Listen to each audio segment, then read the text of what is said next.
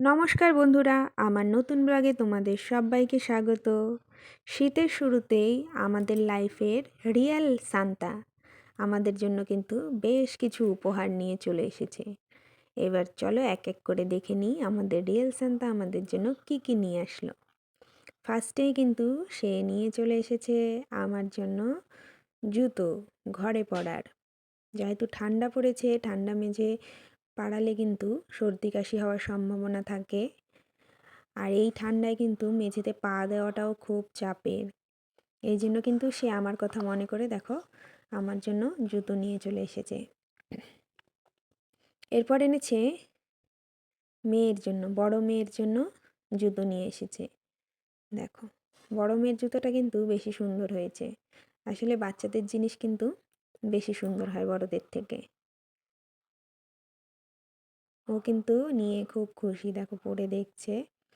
ওর নাচটা দেখবা, মুখের হাবভাবটা দেখলেই তোমরা বুঝতে পারবা যে ও কতটা খুশি। এরপরে চলো আর কি কি এনেছে দেখে নিই। এই দেখো মেয়েদের জন্য খাবার নিয়ে চলে এসেছে। এই আলু ভাজা টাইপের একটা চানাচুর আছে, এটা আলু ভাজাই ভিতরে। এটা খেতে কিন্তু সবাই খুব ভালোবাসে। আর দেখো ওরিও, তারপর আমাদের জন্য একটা কুকিজ নিয়ে এসেছে। এই কুকিজটা অবশ্য বাচ্চারা খাবে না, এটা আমরাই। আরও দেখো নিজের জন্য চানাচুর এনেছে, মেয়েদের জন্য ডার্ক ফ্যান্টাসি এনেছে, আর নিয়ে চলে এসেছে মেয়েদের ফেভারিট ম্যাগি। যদিও এটা কিন্তু ওরা খুব কম খায়, 15-20 দিন অন্তর আমি একদিন দেই, বেশি পায় না। আর যেহেতু ছোট মেয়ের জন্য জুতো আর ওর ঠাকুমার জন্য জুতোটা সেই দিন পায়নি, তো 2 দিন পরে কিন্তু সে সেটাও মনে করে নিয়ে এসছে। এই যে আমার শাশুড়ির জন্য জুতো আর আমার ছোট মেয়ের জন্য জুতো। প্রথম দিন তো আমার ছোট মেয়ের ভীষণ মন খারাপ হয়ে গিয়েছিল যে বাবা সবার জন্য আনলেও আমার জন্য আনলো না।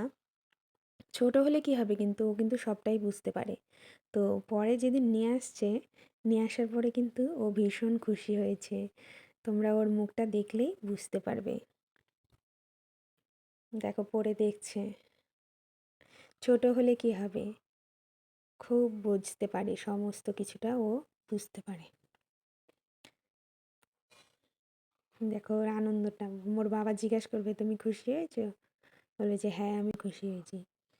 হুম, তো আমার এই ছোট্ট ব্লগটা তোমাদের কেমন লাগলো তা অবশ্যই কমেন্ট করে জানাবে। ভালো লাগলে লাইক, কমেন্ট, শেয়ার আর ফলো করে পাশে থাকার অনুরোধ রইল সকলের কাছে। তো আজকের মতো এখানেই শেষ করছি। আবার দেখা হবে তোমাদের সাথে নতুন কোনো ব্লগ নিয়ে। ততক্ষণ সবাই ভালো থেকো, সুস্থ থেকো, টাটা।